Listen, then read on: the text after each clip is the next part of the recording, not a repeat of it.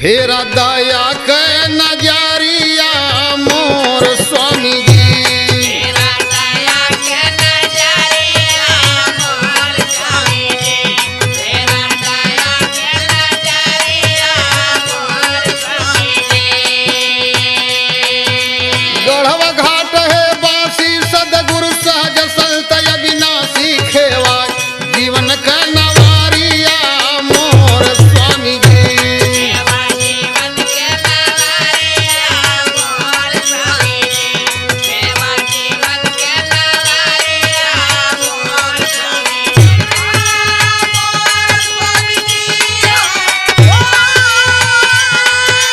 मोर स्वामी जी। मोर स्वामी जी। मोर स्वामी। सेवा जीवन के नवारिया मोर स्वामी जी। सेवा जीवन के नवारिया मोर स्वामी जी। कितना वर्णन करूं है स्वामी करम पे हमरे फेरा टेर।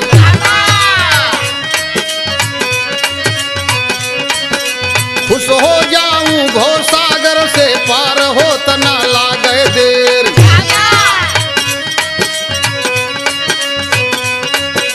गुड़ भर दायव गुड़ के खान में रहमो करम निगाहे फेर।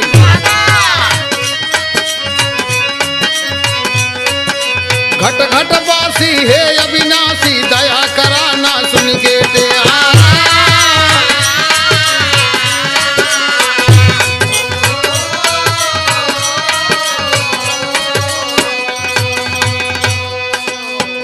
चरण में आके झुकवली माथ चरण में आके झुकवली माथ। चरण में आके झुकवली माथ। चरण में आके झुकवली माथ। चरण में आके झुकवली माथ। चरण में आके झुकवली माथ।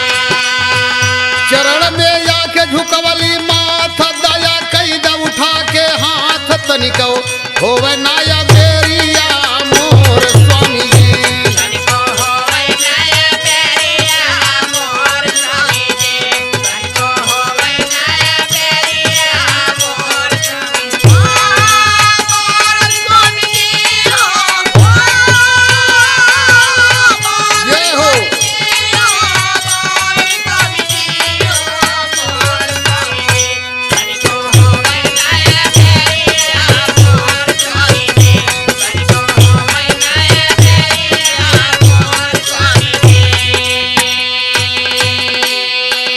माझी बन मझधार में नैया मन का हमारा लीजय थाम।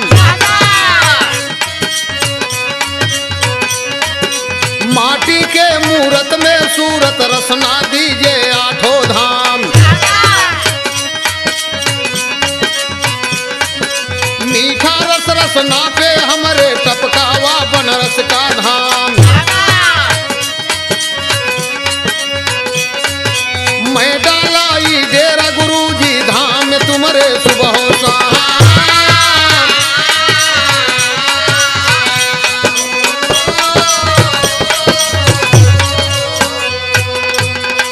ढाढस धैली पाके नाम ढाढस धैली पाके नाम।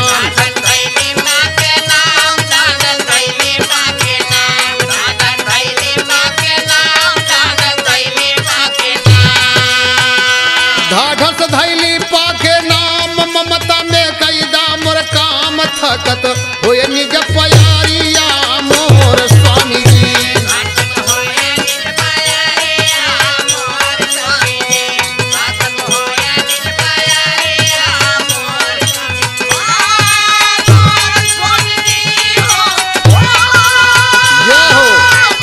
जय हो मालिकी।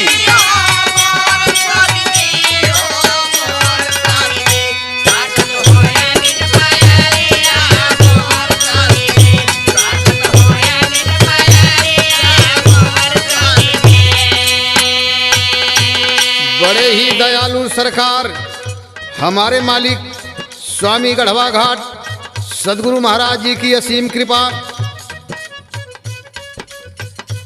मालिक से विनती करते हुए अगली लाइन में कहना है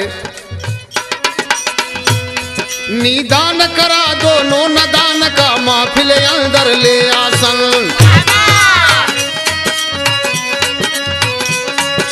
नहीं शायरी सभा के अंदर सुन रहे हैं श्रोताजन।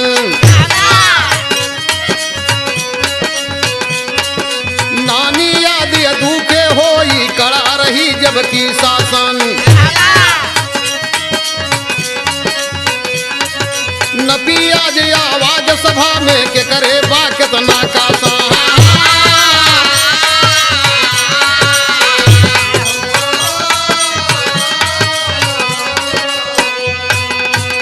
तो नफरत मत करना नादान, नफरत मत करना नादान।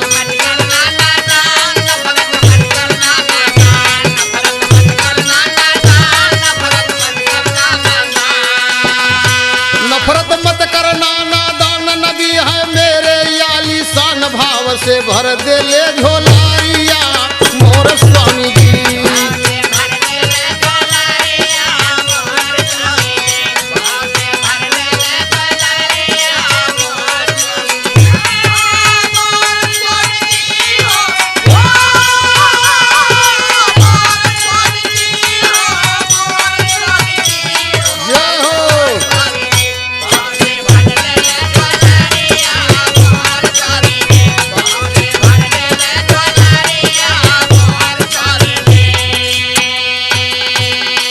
गावे अभिलाष सयारिया मोर स्वामी जी।